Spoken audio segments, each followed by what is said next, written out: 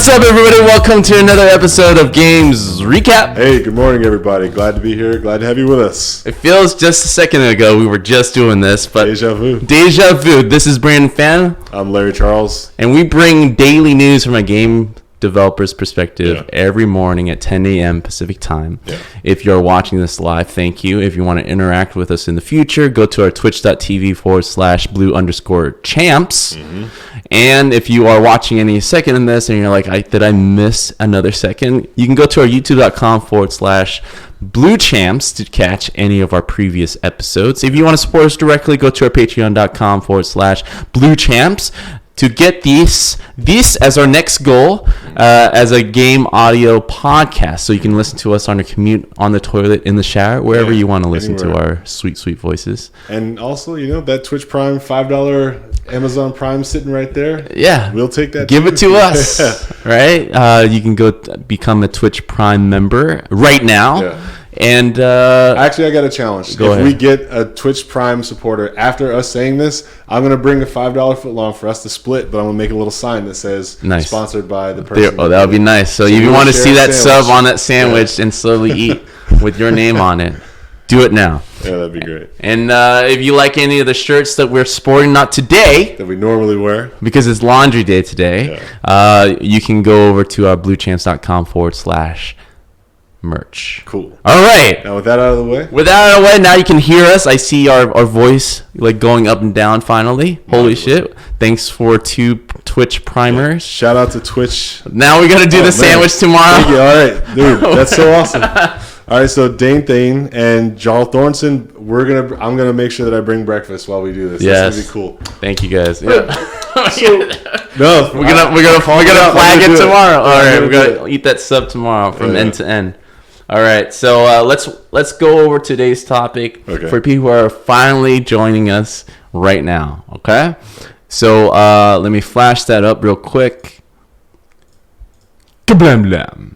Pirates kill G2A. All right, so go to Larry Cam. Larry's Cam is going to give you a synopsis. So over the weekend, we found this article where they were kind of drilling down a little deeper into what's been going on with G2A and their relationship with the indie dev community right now. And all the sparks and fireworks flying this weekend weren't all from 4th of July. There's been a lot of hot Twitter debating going back and forth. Indies taking their stand, G2A trying to explain their side of it.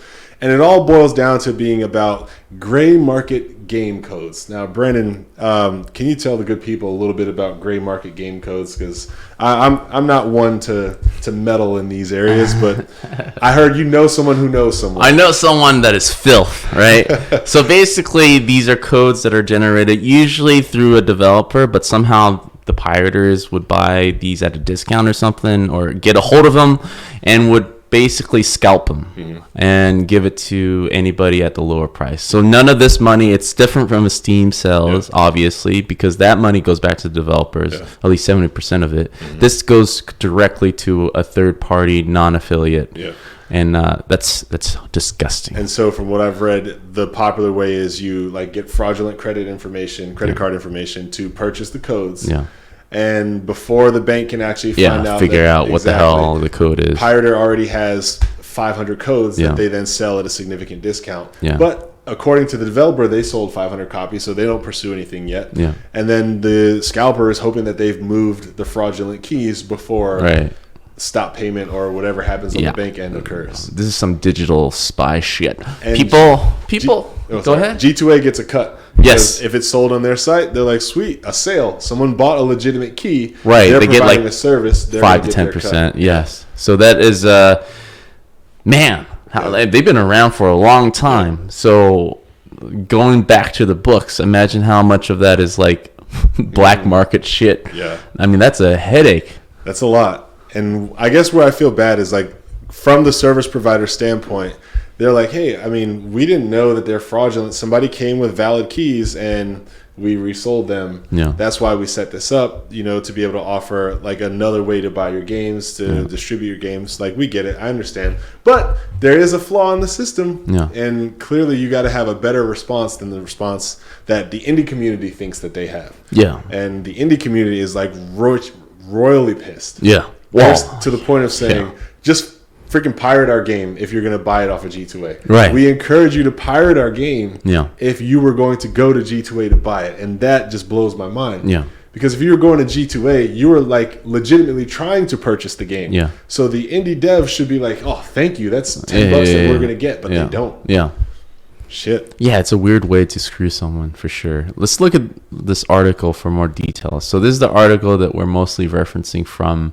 There's so this is the news, right? Basically, I think we mentioned this before. If you're already doing this, it's filthy.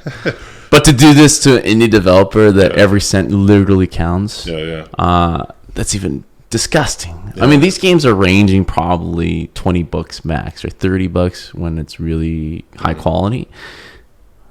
And if you can't wait for Steam sales to get these prices, right, and then have to go to G2A to get it now, but at a crazy discount, like it's not a sustainable model for. Well, first of all, supporting the developers that you like. If these are the games that you're willing to kind of put your internet IP out there. Yeah. And to download, at least try to support them. Remember, we worked in LA, and there would be like the street performers, like the guy with his guitar, and his like guitar case has like maybe $15. Yeah. And he's like, "Hey, buy my CD right here. It's $10." Yeah. And he's like playing his ass off, like really putting on a show. And people are like cheering but not buying it. Yeah.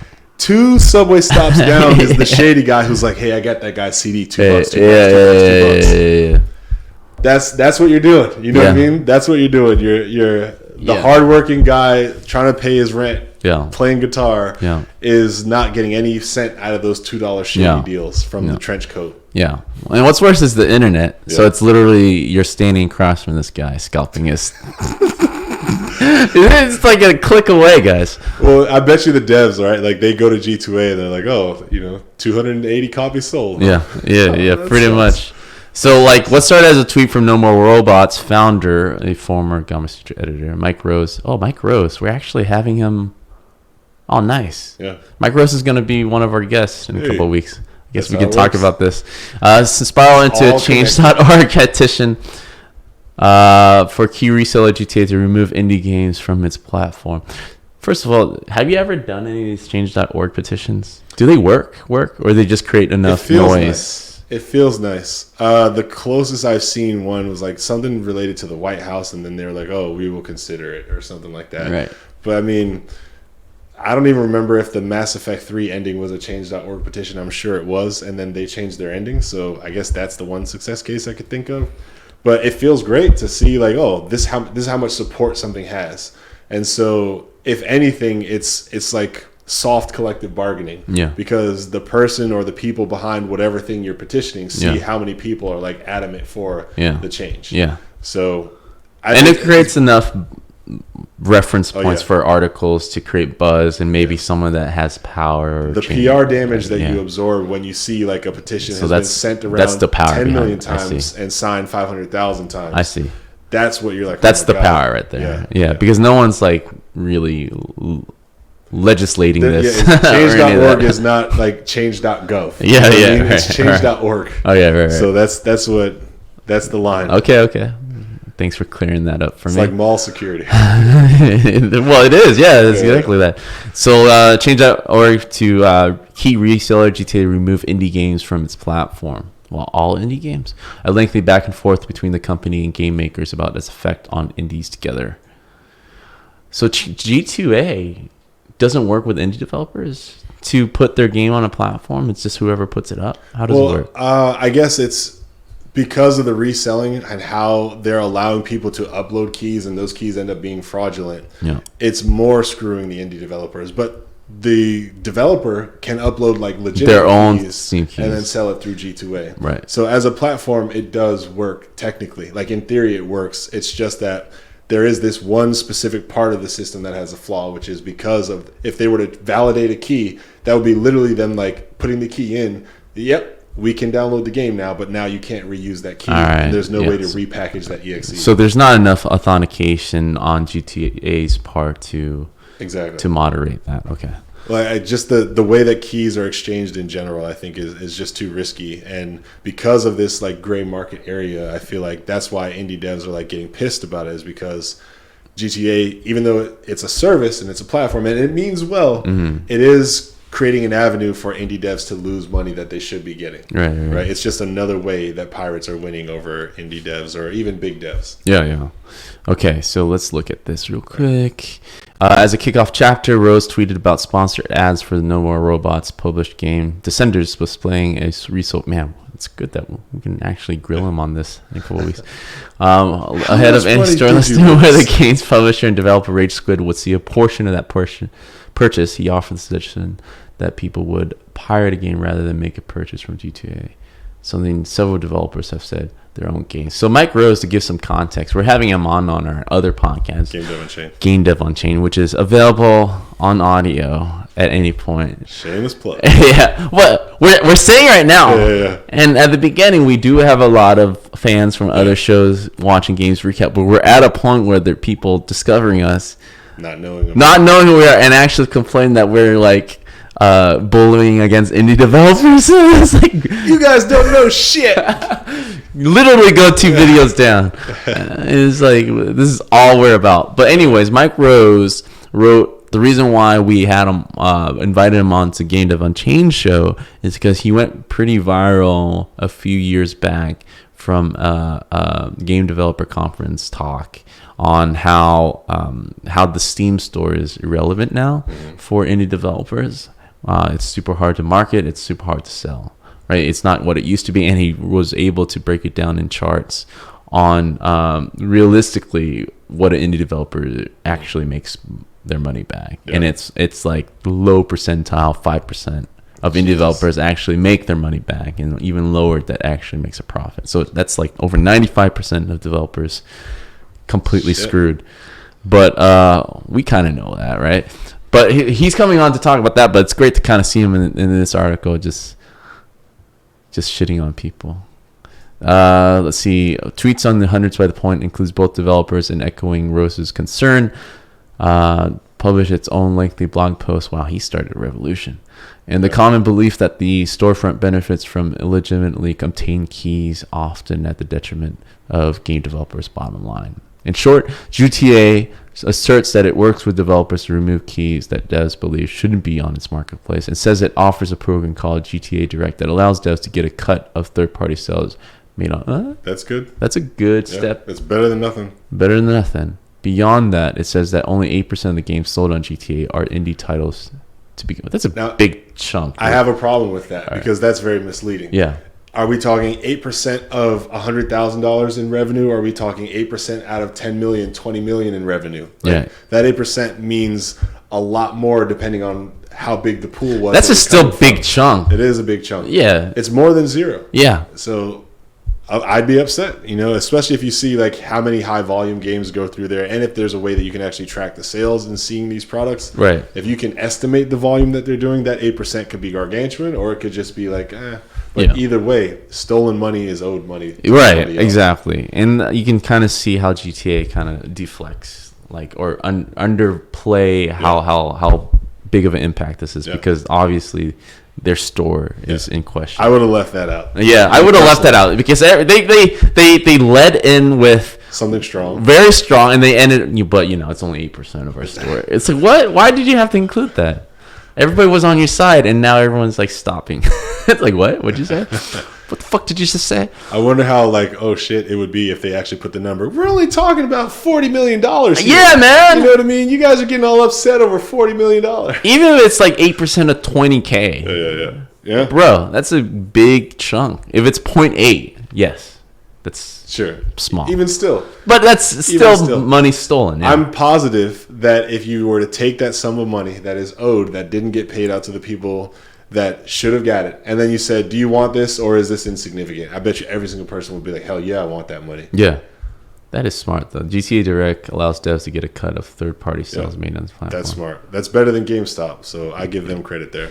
A portion of the post covers the common belief that GTA facilitates the resale of keys obtained through credit card fraud. That method uses individual stolen credit information. So this is what you were talking about. As an example, called GTA as one of the great sites to sell fraudulent keys. So this has been back 2016, dude. They've been seeing this problem since then. That has reported individuals to authorities for describing how keys were fraudulently purchased and resold on the platform in the past. So this guy kind of did a walkthrough. This is how terrible people did it. Well, here's an interesting idea. What if we stop doing one-time authentication? Yeah. Right? Like, what if, somehow, some way, if you're buying an individual game, we package it with its own tiny little launcher where if you double click on the icon, it first does the launching, then does a behind the scenes key validation, then loads the game. Yeah. That could possibly happen before the user even knows any different. Yeah. And, you downloaded a key that has been determined invalid. Mm-hmm. The customer will probably be upset, but I'm pretty sure they knew going into it. They're like, wow, GTA 5 for $1.99. Yeah. Come on. Yeah. Come on. Yeah, man. Yeah, it's a tough, man. Yeah. Because you're involving so many different parties. Yeah. It's right. Let's say these are Steam keys. Obviously, Steam just sold a bunch of these. Yeah. And then the credit card fraud, like you said before, takes days or even weeks to kind of catch up to say that, these are invalid purchases, and then it's already in GTA. Ugh.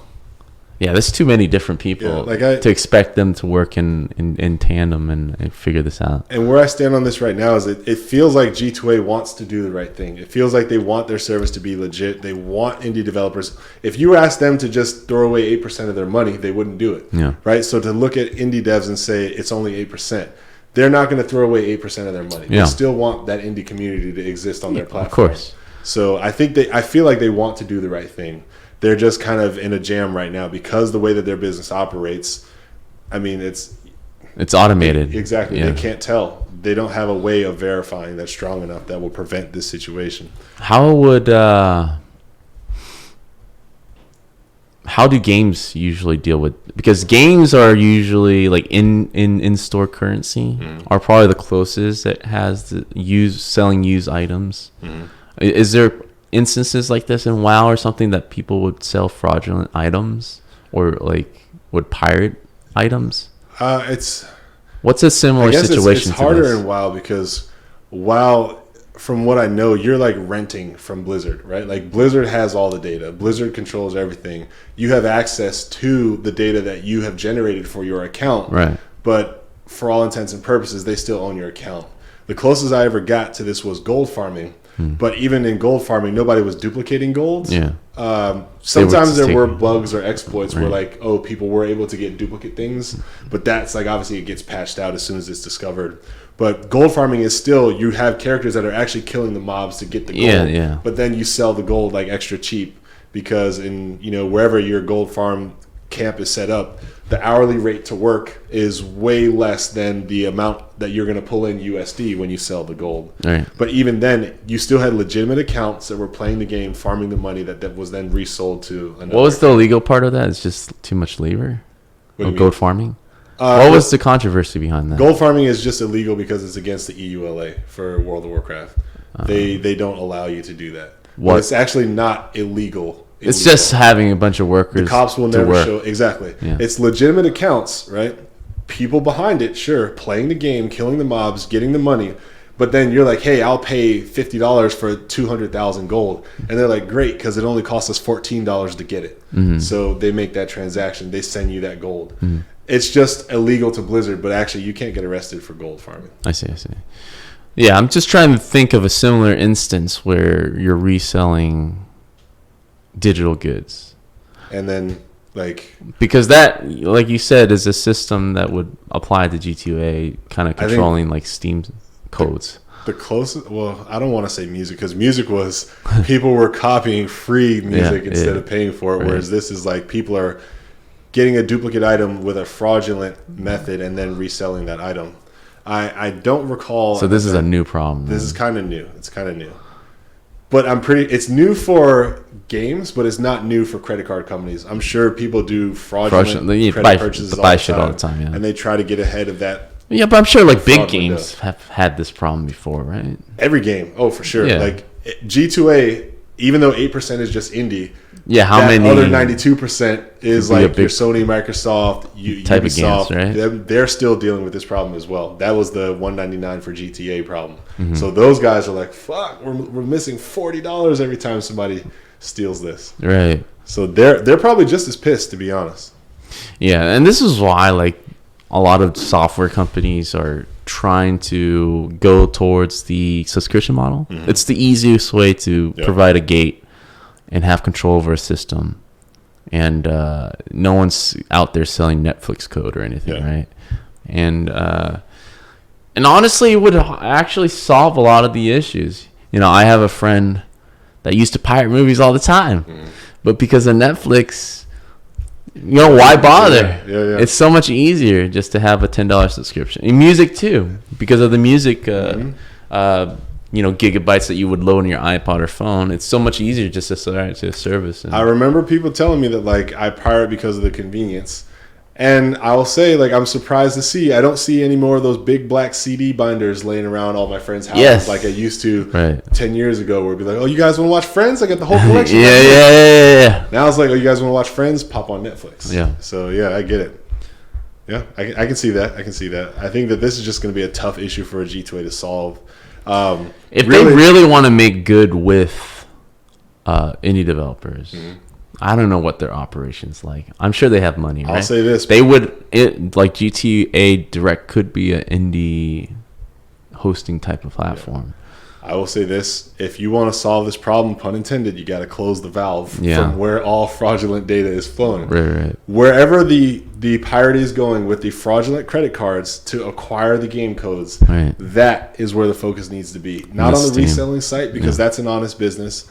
Not the developers themselves, because obviously they want to make a game and put it out there for people to buy. But where is it that the pirates are going with the fake credit cards to get the game codes? That's obviously the valve that needs to be fixed. And apparently that place is actually Valve, the owners of Steam. Somehow they're getting fake credit cards to buy game codes and then redistributing them or something like that. They're just buying on Steam, right? Yeah. Just buying a bunch of those. I'll admit, I need to research that part of it more to figure out, not for my own self, just for understanding as to where they're getting it and how it's working, because then I'll have a much better attack scenario for how the problem could be solved. Yeah. Let's see. I still have my binary. Okay, fair enough. He's not admitting or denying. He's just simply saying that he has a binder full of CDs and DVDs that he. I know, man. I don't even have my DVD player anymore. Please. I know. I was so happy to not have to. It was nostalgic to flip through it that last time. Yeah. But I had a big thick binder full of old and I chunked that shit. Yeah. It's just a different. Convenience is everything, right? Yeah. So there's a case where pirators will always pirate. Mm-hmm. There's nothing you can do about that. Well, if you can get, but if you can build a case that is all right. Well, one thing that you know about pirators is they're lazy as shit, right? If you can make it so convenient for them, they are willingly gonna be paying customers. Mm-hmm. There is a transition period there that is possible. It's not like I will pirate forever, pirates forever, right? The pirates I worry about is they're in it because it's free, it's new, it's easy. You're making it too easy. There's no punishment. Yeah. I'm not gonna lie. I'll tell a true story about piracy. So this was Napster days. Larry Cam. This is Napster days. I was at Penn State, my first college, studying business at the time, and I had my little laptop, and everybody was trading MP3s. This was 2002, 2003. So Napster, LimeWire, computer aids was a real thing. Yeah. This was those days. Yeah. I saw Austin Powers, Spy Who Shagged Me, or no, what was it? Goldmember. It was out in theaters. Yeah. And I was broke, and I was oh shit! I was here's my Friday night right here. Yeah. So through the Penn State network, downloaded the movie. Oh my god! And, I watched it, and I was cool. For that time, I was this is great quality and everything. I thought I was slick. Yeah. And then 2 weeks later, I got a letter, big ass bold universal logo at the top, and it was "Dear Mr. Larry Charles, we've detected fraudulent activity that you have illegally downloaded and took part in distributing a copy of our intellectual property," and then in a different font, Austin Powers, Goldmember. Due to our relationship with your university, we are not pressing charges, but we want you to, and that paragraph was the biggest that I've ever had in my life. due to our relationship with your university, we are not going to. And I was just like, never pirated a thing after that. Didn't even buy free music after that. Yeah.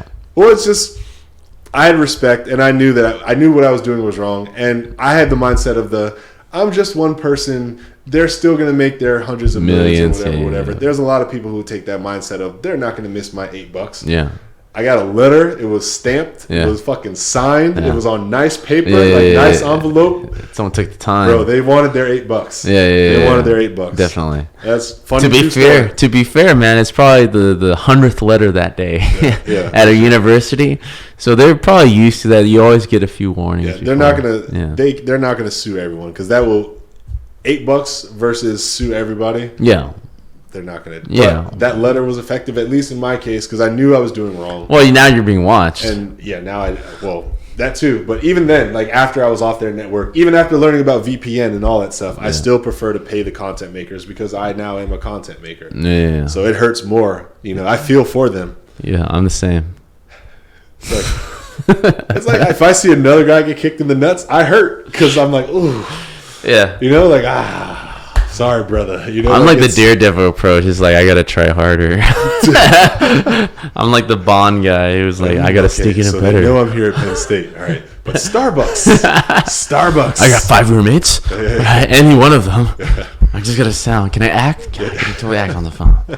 It's like, I was gone that week. Brandon's like, challenge receipts. I don't even want a pirate to watch it. I just want to beat them. I just want to beat them. Yeah, that's funny. Yeah, I mean, nowadays, of course, pirating is out there. If you have internet accessibility into pirators, it's just all about convenience. If there's a method, if there's a lane that makes it so easy for you, that's easier than making the purchase, you will always take that easier lane. Yeah. Period. Right? And so a lot of this, like you said, can be solved at the Valve level, right? Is there a way to detect? I think at this point they have double authentication, right? Yeah. Where they have to make sure you get an email saying that you're about to make this purchase or you just made this purchase and stuff like that. They have that in place. So these guys are obviously getting around that somehow, where they just made the purchase on a fake account, right? But another way they have to have these systems where like this guy just bought 200 codes. Mm-hmm.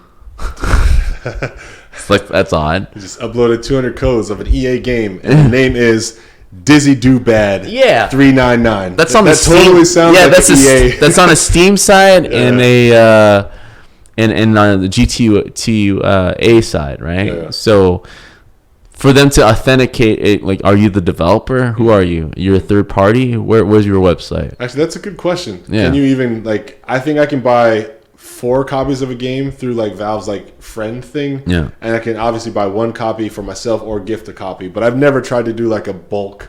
400 copies. There's something really off for them to that's something be able to detect, right? Yeah. Because I was going to say, if you did put a hard limit and just look, this account has downloaded this game or purchased this game 4 times, 24-hour wait before you can buy it again. Yeah. And then even then, it's just another 4 copies. At least put in a difficulty gate, because that turns 500 purchases into 16. Yeah, there's not that many pirators doing this, right? There's only a select few. And because in similar situations like you, most people don't want to get in trouble by doing this kind of, to steal a credit card number, to actually make the purchase at their home, probably, to be covering your tracks. Everything tells me not everyone can do that. Out of the country. Because they're like, oh, Valve, an American company, is not going to come over here to Vietnam. Yeah, I know, right? They're not going to find me, and, Why does it have to be Vietnam, dude? It could be. Oh, no. That wasn't the thing. I was just. What are you saying to me? I was basically saying a country, not the U.S., where I know the legal system doesn't have great relationship with ours, where we could just go over there and punish or extradite. Yeah. So any of those countries like that are similar, I would imagine. They sent a letter. Yeah, who to cares? Someone's house. Most people don't care. Yeah, they don't get this one. You don't have my address. Yeah. But yeah, there's got to be some oddities, behavioral wise, on the internet that you can detect. I mean, that's what there's got to be some patterns here. They can probably trace back to the code that was used to the account tied to it. Mm-hmm. See how long it's. Oh man, it's not that hard, man. And I can sit here and provide a solution and work backwards. It's like obviously you can trace all these codes back to an account. Yeah, it's like. Why am I the only person that can see this? And I think it is in their best interest to work with Steam or whatever they're getting these codes and figure this out. It's bad for business. Yep. If I was thinking about how to solve like piracy for movies, especially since we've talked about the gold member thing, what worries me is that like the best thing that I could think of as a business person was just make the movie free, but fill it with like the main character loves Coke or, you know, drives a specific sports car, or you're always seeing like a real life story where we're showing real life brands all the time, because those are subtle advertisements that those companies will pay for. So you do get funding for your movie before you've made it free. Then you make it free, and then you don't have to worry about piracy, but you also don't get those movie sales anymore. I don't know if that will ever end up to being like, we got $4 billion or $2 billion worth of company sponsorships on Avengers 4 or whatever. I don't see those things happening, but that's just one thing I thought of as to how you could try to circumvent the piracy issue for movies and games. Like 2K, make 2K, if they're going to fill 2K with ads the way that they do, that game better be free to play as soon as possible. Otherwise, they are robbing people. Well, they're robbing them and making them watch ads. They're going to test it out for sure. That's some horse de caca. They have every year to like, they have like 10 years of features they want to test out, and every year they pepper it in there. That's how they do it. You know that the new 2K has like commercials that are unskippable. Well, the current I've read about that. Yeah, ain't that some shit? That's some new you paid $60 new age for shit. The game, and you got to watch. That's some EA move right there. I'm surprised Take-Two okayed that, thinking that was a good idea. Shit, man, that was. I felt that one, like that earlier example. Like, oof. So you can't skip it. You can't skip it. Wow. Cannot skip it. You have to watch it 30 seconds of commercials before you get to whatever game you were trying to play. In a game that you paid for, $60. I gotta talk to that dev team. I hope that doesn't catch on. With everything I have, I hope that doesn't catch on. I hope that's a big failure. Just make it free to play. Yeah, make it free to play. I could see that. If it was like, hey, you got this if that's game what, for if free, it's you got to watch the ads. Yeah. If you paid the $60, how greedy do you have to be? You want the consumer money and the ad money at the same time? That's how hard it is to make games and still give out Ferrari bonuses. There's no reason for that game to be so hard. I know that, like, I worked at 2K. They were upstairs from us. It's the same team for 20 years. The same group of guys. What'd you do last year, Pedro? Updated the grass. Yeah, and it's the most stable job ever. And it's such a small team, you'll be surprised, right? They might have they actually have a satellite studio in LA, but they're mostly the what do you call it? The motion cap. Yeah, motion cap studio. So that those guys at Visual Concept, man, they're with that small of a team, consistently selling millions every year. Oh, they are riding it, dude, and they've been there for like 25 years, like each of those guys. Speed of greed, man. Yeah, it's amazing. Once they know they can. So they don't need any more money to be like that greedy about it, honestly. So. Bro, they watched that Justin Timberlake moment from The Social Network. Yeah. You know what's cooler than $1 million? $1 billion. Yeah. Oh. Pretty much, dude. So this is Mike Rose again. He's the stat guy, and I think this is interesting before we end this one, which is coming up soon. So here's some lovely stats GTA provided for us. All right. Descenders has sold 226 copies on GTA, but one single person sold 45%. Come on, guys. This is what I'm saying. Like, this is a blip. You know exactly who to go after. Yeah. These guys, there's only so few of these pirators with this type of behavior that is risky enough to do this. I think G2A has. This is just lazy, dude. Clear evidence on who they should start investigating. In fact, 85%. So many accounts. 85% of keys were sold by 3 people. Dude, it's mostly like people think this is like some Bond villain shit, but it's usually like these kids or young adults sitting on their couch just thinking they're slick. Mm-hmm. In a foreign country, maybe, right? Most likely the U.S. Who knows? I got an idea. So where the heck do they get so many cheap free keys? How is it even possible? I got an idea. Let me finish his little sentence right here. You can see that one guy selling 102 Steam keys on February. At that point, the game was only available on Steam and was 10% in the launch sale. I remember seeing those keys on GTA for $13 at the time. So how did one person get 100 keys who could sell for $13 more than the sales on Steam happening at that time. Yo, you just need one intern on this. G2A needs the This Twitter, is lazy, yeah. They need the Twitter and Instagram verified check mark. If you are selling bulk copies of a game and you don't have an EA proven linked account or a Ubisoft proven linked account or a street or whatever company, right? Yeah. Not affiliated with that product, you can't. You can sell one at a time. Yeah. Well, they can easily. They don't even need the FBI involved in this, right? They can talk to Steam. It's like, you have this guy, you're familiar, exactly. who bought 102 keys around this date. Exactly. Oh, we actually have this guy, and they just pinpoint to that account. He's like, where's his IP coming from? Yep. God. Bulk keys. Case closed. Jesus. Open and closed, shut case, right?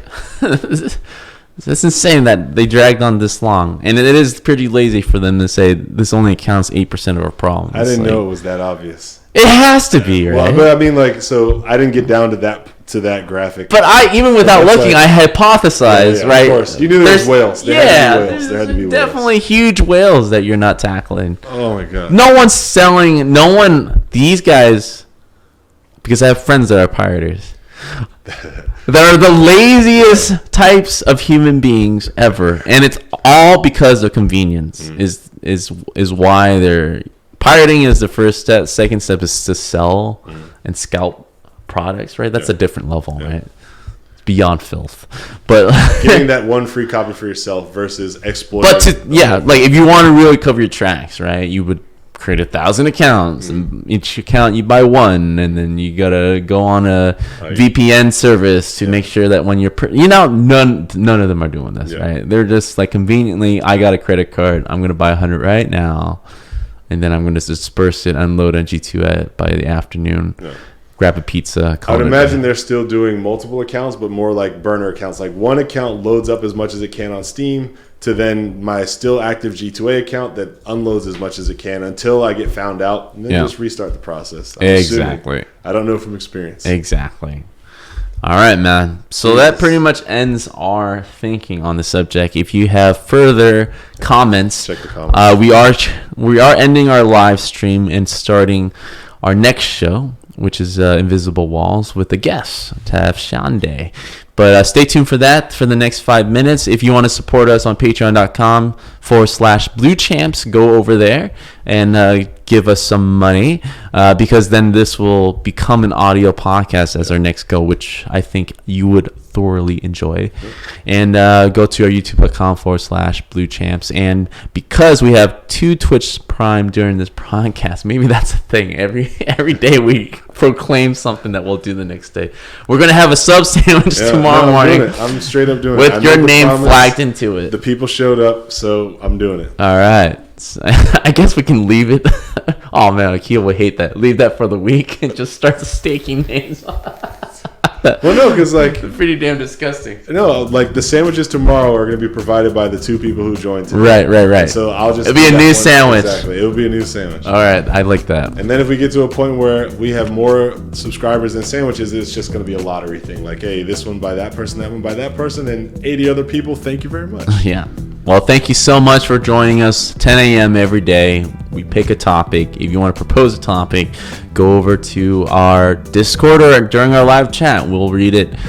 So stay tuned for our next show, Invisible Walls. It's coming up very soon. And that is the end of this. Yeah. All right. So, shucks.